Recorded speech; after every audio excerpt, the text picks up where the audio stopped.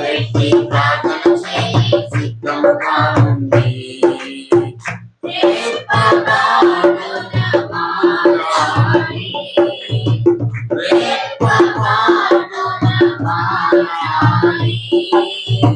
యేసయ్యా చెంతకు చేరాలి, యేసయ్యా చెంతకు చేరాలి. యేసు రాజుగా వచ్చుచున్నాడు, లోకమంతా తెలుసుకుంటాడు. యేసు రాజుగా వచ్చుచున్నాడు, లోకమంతా తెలుసుకుంటాడు. రంగి కొట్టి దేవుడు రమ్యమైన దేవుడు, రంగి కొట్టి దేవుడు రమ్యమైన దేవుడు, రారాజుగా వచ్చుచున్నాడు. యేసు రారాజుగా వచ్చుచున్నాడు, యేసు రాజుగా వచ్చుచున్నాడు. లోకమంతా తెలుసుకుంటాడు, యేసు రాజుగా వచ్చుచున్నాడు. లోకమంతా తెలుసుకుంటాడు. హల్లెలూయా. దేవునికి స్తోత్రం. హల్లెలూయా. అపోస్తులుడైన పౌలు భక్తుడు కొరింథీ సంఘానికి రాసిన మొదటి పత్రిక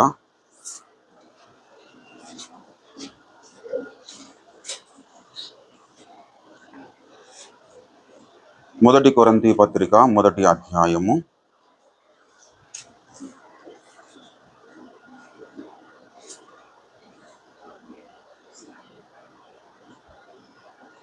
9వ వచనము చదువుకుందాం.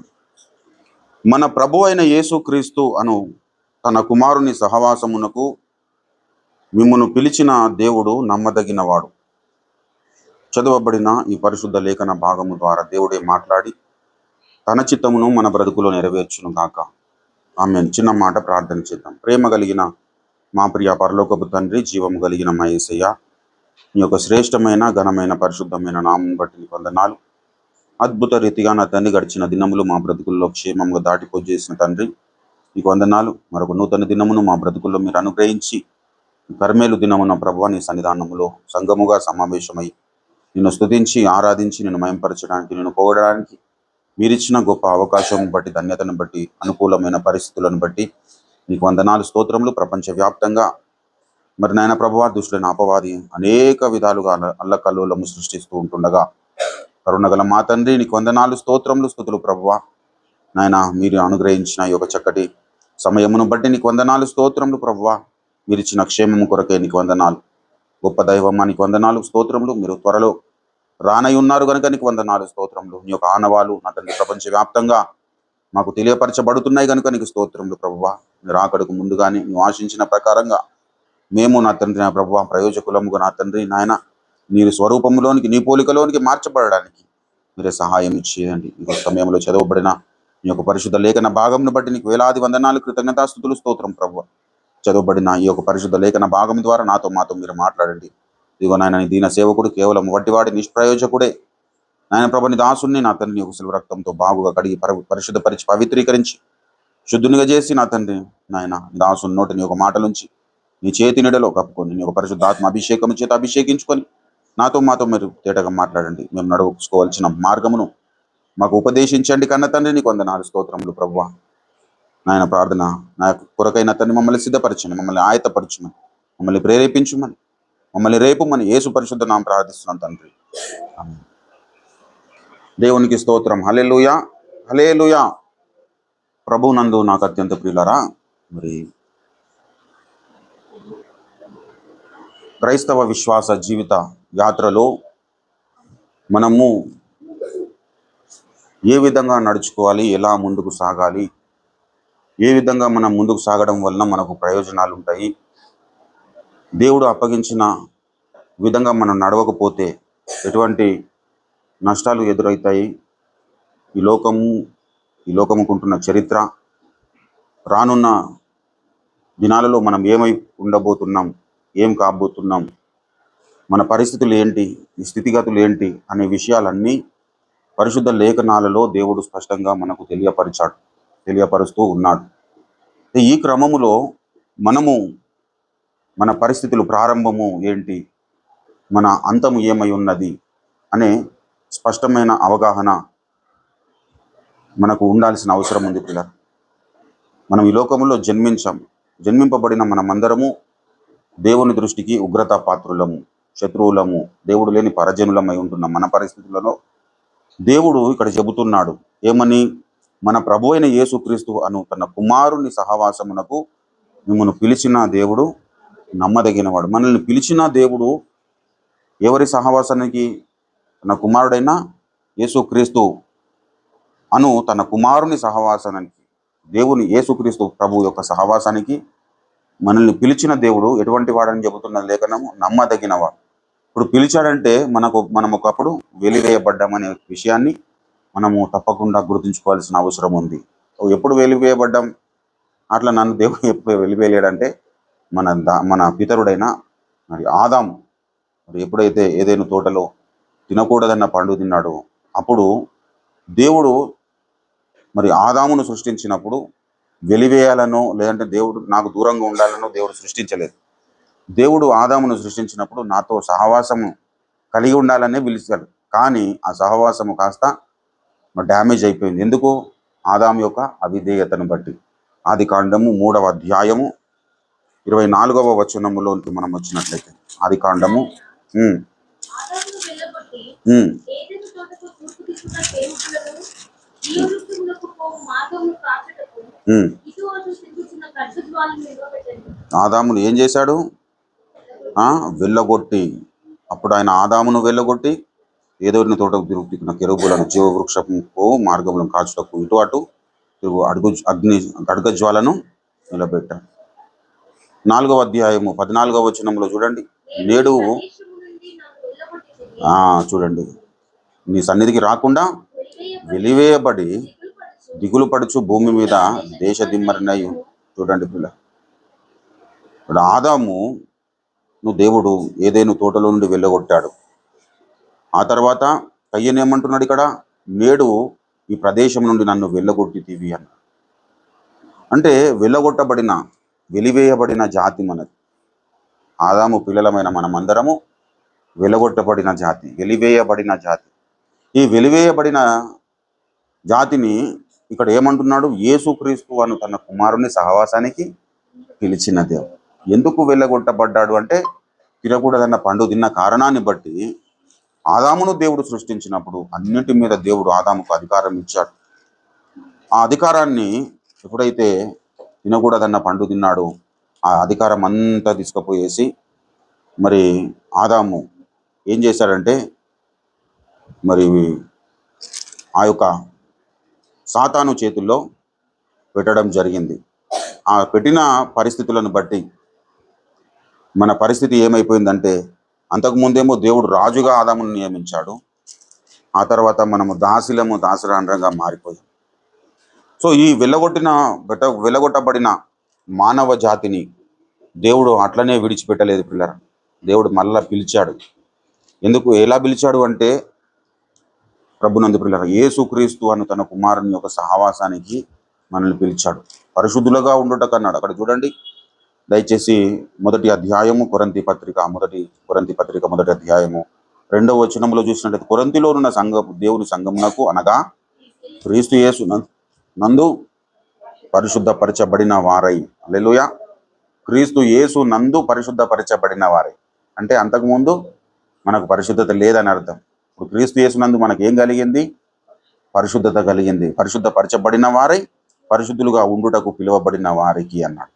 అదేవిధంగా దయచేసి 8వ వచనంలో చూడండి, మన ప్రభు అయిన యేసుక్రీస్తు దినమందు మీరు నిరపరాధులై ఉండునట్లు అంతము వరకు ఆయన మనల్ని స్థిరపరచును అంటున్నాడు. అంతము వరకు ఆయన మిమ్మును స్థిరపరచును అంటే, ప్రభునందు ప్రియమైన దేవుని బిడ్డలారా, ప్రభు అయిన యేసుక్రీస్తు దినమందు, అంత్య దినముల యందు మనము దేవుని యందు మనము స్థిరపరచబడడానికి ఆయన ఏం చేస్తున్నాడు? సహవాసానికి పిలుస్తూ ఉన్నాడు. ఏ సహవాసానికి? యేసుక్రీస్తు అను తన కుమారుని సహవాసానికి పిలుస్తా ఉన్నాడు. ఈనాడు ప్రభునందు ప్రియులారా, ఆదిమ అపోస్తుల కాలంలో సంఘానికి దేవుడు అప్పగించిన మరి పరిచర్యలో 4 పునాదులను గురించి మనం చాలాసార్లు నేర్చుకున్నాం. 4 ప్రత్యేకమైన దేవుని యొక్క కార్యములు ఏంటి అంటే అపోస్తుల బోధ యందు, సహవాసమందు, రొట్టె విరుచుటయందు, ప్రార్థన చేయుట యందు ఎడతెగక ఉండవు. ఈ ఎడతెగకుండా ఉన్నటువంటి స్థితి ఇప్పుడు ఈ కడవరి కాలంలో కూడా ఉండాలి. ఉన్నప్పుడే మనము ఎటువంటి పిల్లలము తయారవుతామంటే, ఆదాము పిల్లలముగా ఉన్న మనము యేసుక్రీస్తుకు ప్రతిబింబాలుగా మారుతాం. ఆయన కుమారుని సహవాసములో ఉన్నంత కాలము మనము దేవునికి ప్రతిబింబాలుగా మనం మారే అవకాశం ఏర్పడుతుంది. ఆయన కుమారుని సహవాసానికి మనల్ని దేవుడు పిలిచాడు, కానీ మనము ఆ సహవాసాన్ని మనము విడిచిపెట్టాం. ఆ సహవాసం నాకు అవసరం లేదనుకున్నాం. అప్పుడు మనం దేవుని పోలికగా మార్చబడడం అసంభవం అవుతుంది ప్రియులారా. దేవుడు ఒకప్పుడు వెలివేయబడిన వారిని దేవుడు ఎందుకు ఏర్పాటు చేసుకున్నాడు అంటే, ప్రభునందు ప్రియులారా, దేవుడు మనల్ని ఏర్పాటు చేసుకోవడానికి గల కారణం ఏంటంటే, ఆయన ఏర్పాటు చేసుకోకపోతే మనకు ఇంకొక దిక్కు అనేది లేదు, వేరే మార్గం ఏం లేదు దేవుని దగ్గరికి చేరడానికి. ఆయన చేర్చుకోకపోతే మనము చేర్చుకోబడలేము. ఆయన ఎలా చేర్చుకున్నాడు? తన స్వరక్తం ఇచ్చి మనల్ని ఈ చేర్చుకున్నబడిన మనమందరము ఎలాంటి పరిస్థితిని కలిగి ఉండాలంటే, ఆనాడు భక్తులు ఏ విధంగా జీవించారో ఒక్కసారి మనము హెబ్రీ పత్రిక 11వ అధ్యాయంలోనికి మనం తొంగి చూద్దాం ప్రియులారా. దయచేసి హెబ్రీ పత్రిక 11వ అధ్యాయము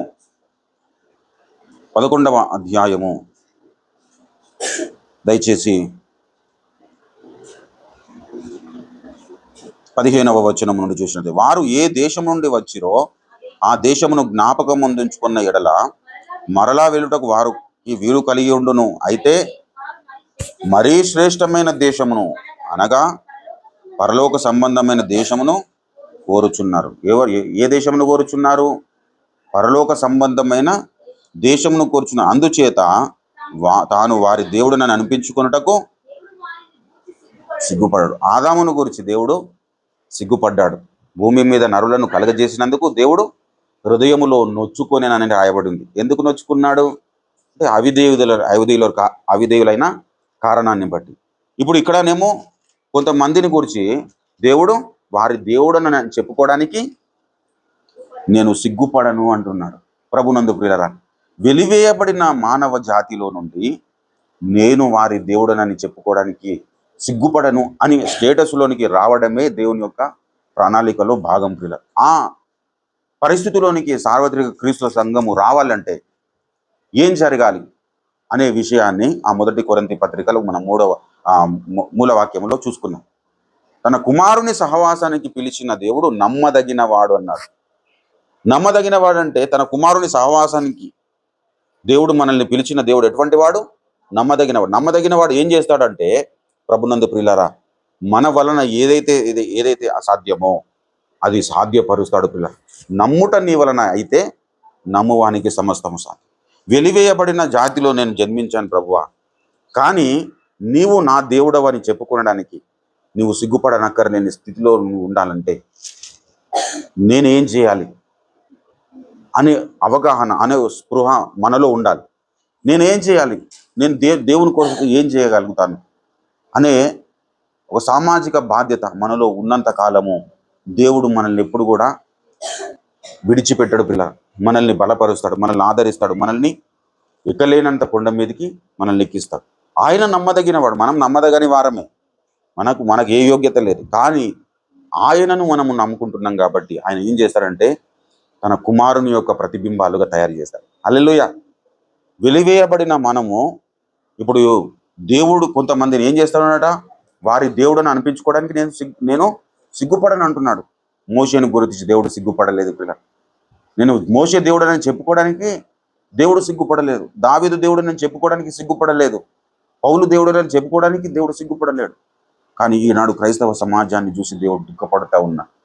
నేను ఫలానా వారి దేవుడని చెప్పుకోవడానికి నాకు ఇష్టం లేదు.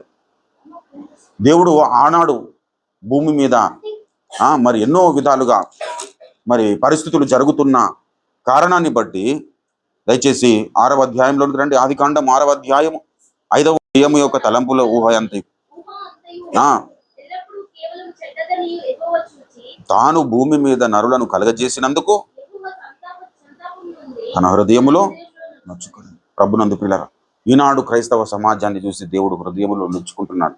కారణం ఏంటంటే బోధింపకూడని వాటిని బోధిస్తున్నారు, అనుసరించకూడని వాటిని అనుసరిస్తూ ఉన్నారు. బోధించే వ్యక్తి దేని గురించి బోధిస్తున్నాడు? తన దుర్లాభము కొరకు బోధిస్తున్నాడు. అనుసరించే వ్యక్తి దేని కొరకు అనుసరిస్తున్నాడంటే తమకు అనుకూలమైన బోధలను తమ కొరకు పోగు చేసుకొనిచున్నారు అన్నాడు. దయచేసి మీరు తిమోతికి రాసిన పత్రికలోనికి వచ్చినట్లయితే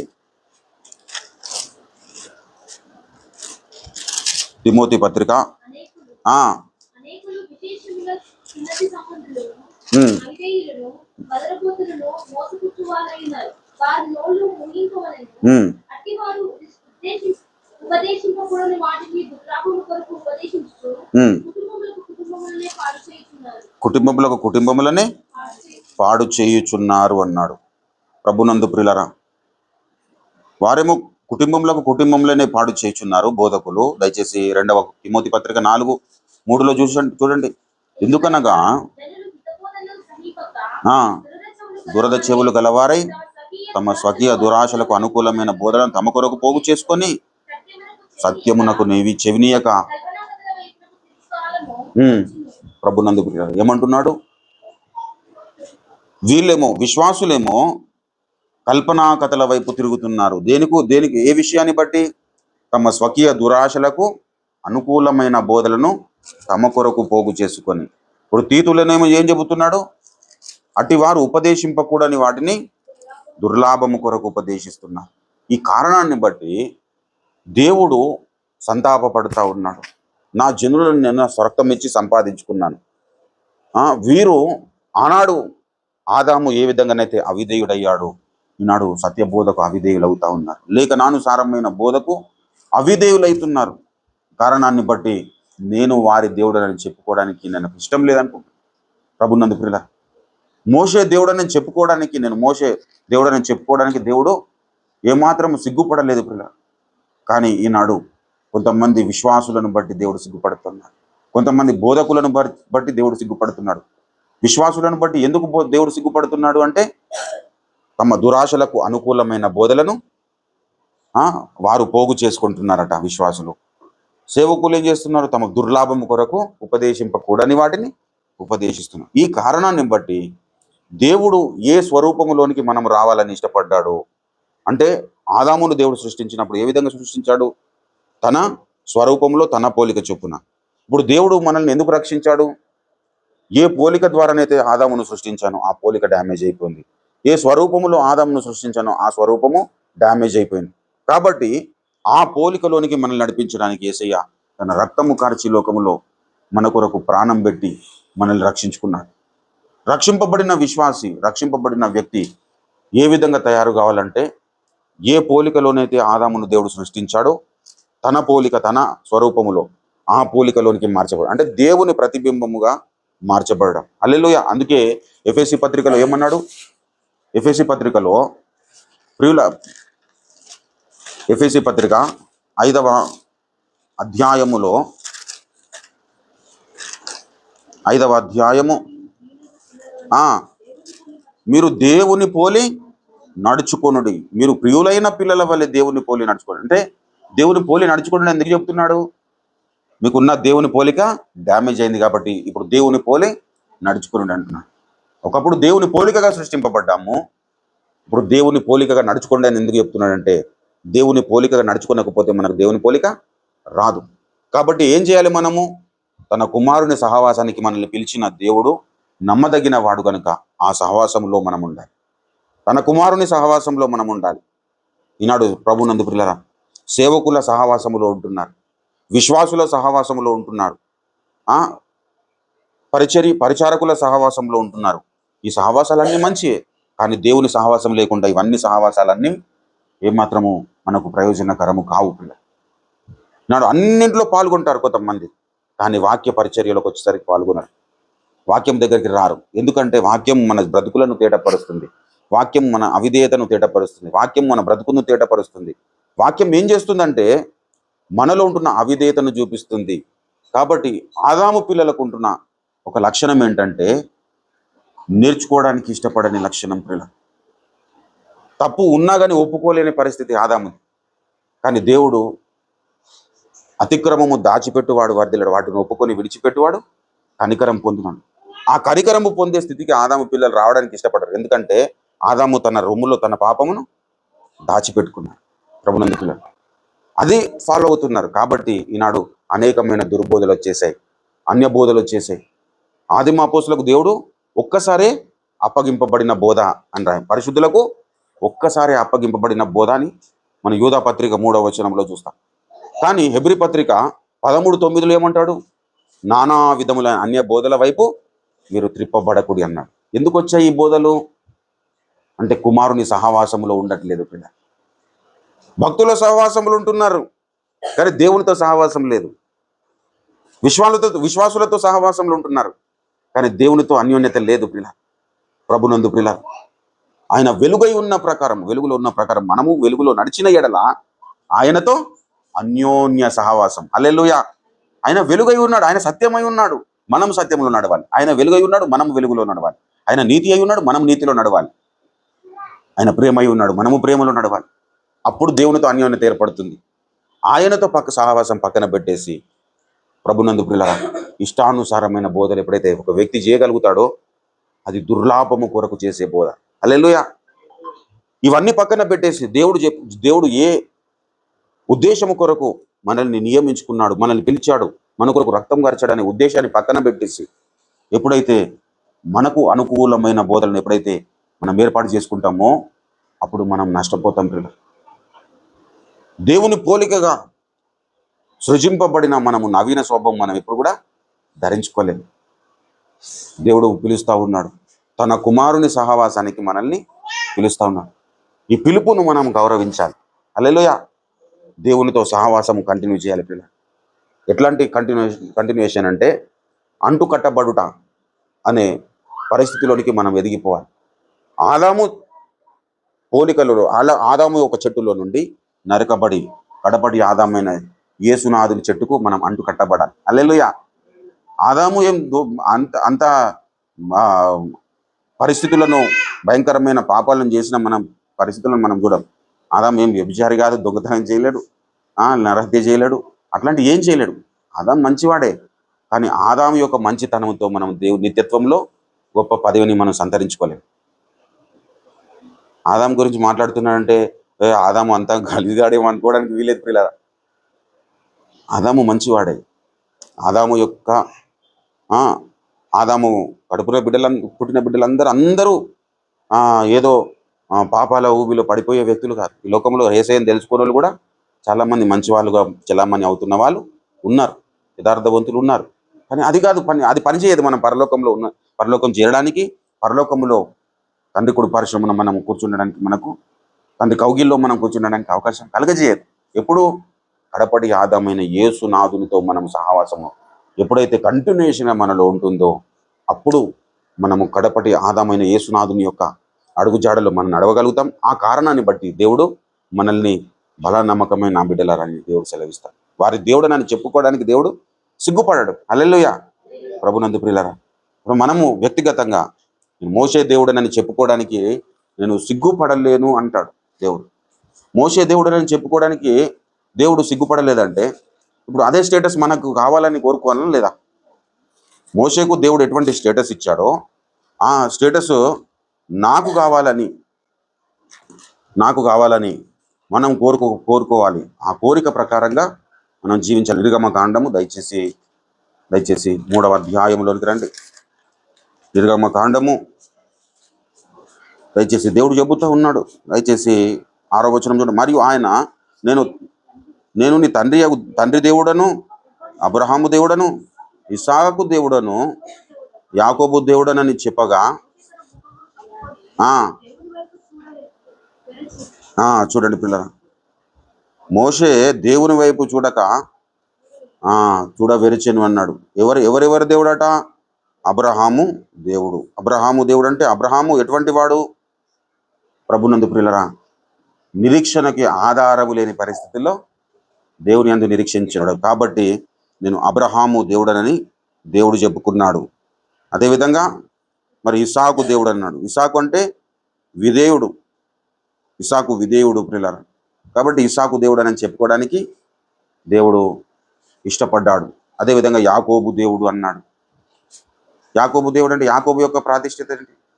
ఆయనకున్న పరిస్థితులు ఏంటంటే, నేను దేవుని ఎదుటకు వెళ్ళినప్పుడు మనుషులందరి ముందటనేమో అందరినీ మోసం చేశాడు, కానీ దేవుని దగ్గరికి వెళ్ళినప్పుడు మాత్రం నేను మోసగాడిని ప్రభు అని ఒప్పుకున్నాను. కాబట్టి నీవు ఇప్పటి నుంచి నీ పేరు యాకోబు కాదు, ఇశ్రాయేలు అన్నాడు.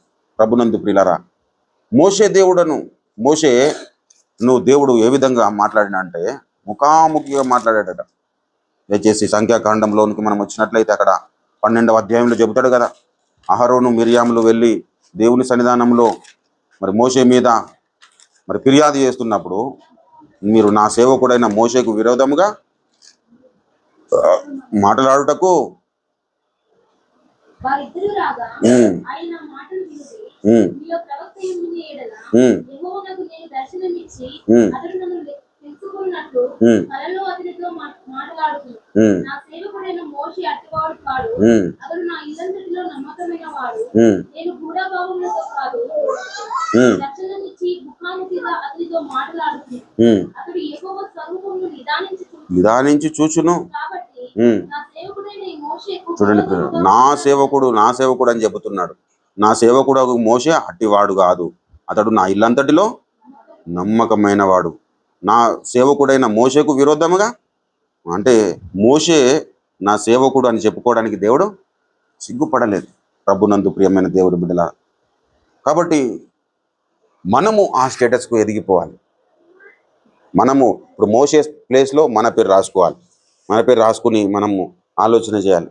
దేవుడు ఫలానా వ్యక్తి యొక్క నా పేరు పెట్టుకొని నా దేవుడు అనుకోవడానికి దేవుడు సిగ్గుపడుతున్నాడా, లేదంటే సంతోషిస్తున్నాడా అనే ఆలోచన ఎవరిలోనైతే ఉంటుందో పిల్లరా, వారు తన కుమారుని సహవాసంలో ఎదుగుతారు. హల్లెలూయా. ఆ ఎదుగుదలను బట్టి దేవుడు సంతోషిస్తాడు. ఆ ఎదుగుదలను బట్టి దేవుడు ఆనందిస్తాడు. అలా ఆనందించడానికి దేవుడు మనకు లేఖనాలను ఇచ్చాడు. ఆ లేఖనాలలో ఉంటున్న సారాంశాన్ని మనం గ్రహించాలి. ఆ లేఖనాలలో ఉంటున్న దేవుడు తెలియపరిచిన ప్రతి విషయాన్ని మనం తప్పకుండా అవలంబించాలి. దుర్లాభము కొరకు, దురాశల కొరకు మనం పోవద్దు ప్రియుల. ఎప్పుడైతే మనము దేవుని సంతోష పెట్టాలన్న తలంపు మనలో ఉంటుందో అప్పుడు తప్పకుండా మన ప్రార్థనను దేవుడు వింటాడు. హల్లెలూయా. దేవునికి ఆయాసకరంగా బ్రతుకుతూ దేవుని సన్నిధానంలో ప్రార్థన చేసే ప్రయోజనం లేదు. దేవునికి ఇష్టంగా బ్రతికినప్పుడు ఆయన ఇష్టానుసారంలో ప్రార్థనను దేవుడు వింటాడు. విశ్వాస సహితమైన ప్రార్థన దేవుడు తప్పకుండా జవాబునిస్తాడు. కాబట్టి యథార్థవంతుల ప్రార్థన దేవుడు వింటాడు. నాకు మొరపెట్టుము, నేను నీకు ఉత్తరం ఇచ్చేదనండి. ఎవరు తమ హృదయపూర్వకంగా దేవుడిని ఇష్టపడతారో, దేవుని ప్రార్థన చేస్తారో వారి ప్రార్థనలు దేవుడు మాత్రం రోసిగాడు. కాబట్టి ప్రభునందు ప్రియులారా, మనము ప్రార్థన చేద్దాం. దేవునికి ఇష్టానుసారమైన ప్రార్థన చేద్దాం. మోషే ఏ విధంగానైతే ప్రార్థన చేసిండో, ఏలియా ఎలా ప్రార్థన చేసిండో, మరి అలాంటి ప్రార్థన మనం చేద్దాం. అలాంటి జీవితాలు మనం జీవితం. దేవుడు అటువంటి కృప సహాయం మనకు అందరికి అనుగ్రహించి నడిపించి మహిమనందును గాక. ఆమేన్. ప్రార్థన చేసుకుందాం. హల్లెలూయా, హల్లెలూయా, హల్లెలూయా. యేసయ్యా నీకు వందనాలు, స్తోత్రములు, స్తుతులు ప్రభువా. ఉన్నతుడా నీకు వందనాలు, స్తోత్రం. సర్వవ్యాపకుడా నీకు వందనాలు. నాతో మాట్లాడినందుకు నీకు వందనాలు నాయనా. ఏదైనా తోటలో నుండి వెలుగొట్టబడిన నా బ్రతుకును ప్రభువా, నీ కుమారుని సహవాసానికి నన్ను పిలిచినందుకు నీకు వందనాలు, స్తోత్రములు. నీ స్వరక్తం ఇచ్చి నన్ను సంపాదించుకున్న కన్న తండ్రి నీకు వందనాలు నాయనా. నీకు వందనాలు, స్తోత్రములు. లోకములో నానా విధములైన అన్య బోధలు, దైవ వ్యతిరేకమైన బోధలు, యజబేలు బోధలు నా తండ్రి నా ప్రభువా నాయన ప్రచారంలోనికి వచ్చి ఉంటుండగా నా తండ్రి నన్ను సత్యబోధలో స్థిరపరిచినందుకు నీకు వందనాలు నాయన. నీకు ఇష్టమైన జీవితములు నాయన ప్రభా నా తండ్రి మేము కలిగి ఉండడానికి మీరు ఇచ్చిన కృపలను బట్టి నీకు వందనాలు. నీ చిత్తానుసారంగా నీ సన్నిధానంలో చేరడానికి మీరు ఇచ్చిన కృపలను బట్టి నీకు వందనాలు, స్తోత్రం. నీ చిత్తానుసారమైన ప్రార్థన మా పెదవులలో నుండి, మా హృదయంలో నుండి, మా నోట్ల నుండి నాయన ప్రభువా నీకు వందనాలు, స్తోత్రములు నాయన. మా మనసులో నుండి రావడానికి మీరు సహాయం చేయండి కన్న తండ్రి. నీకు వందనాలు, వందనాలు, వందనాలు, స్తోత్రం ప్రభు. ఆనాడు నా తండ్రి భక్తులు ఏ విధంగానైతే నడుచుకున్నారు ఆ విధంగా మేము నడుచుకోవడానికి సహాయం చేయండి నాయన. నీకు వందనాలు స్తోత్రములు ప్రభువా.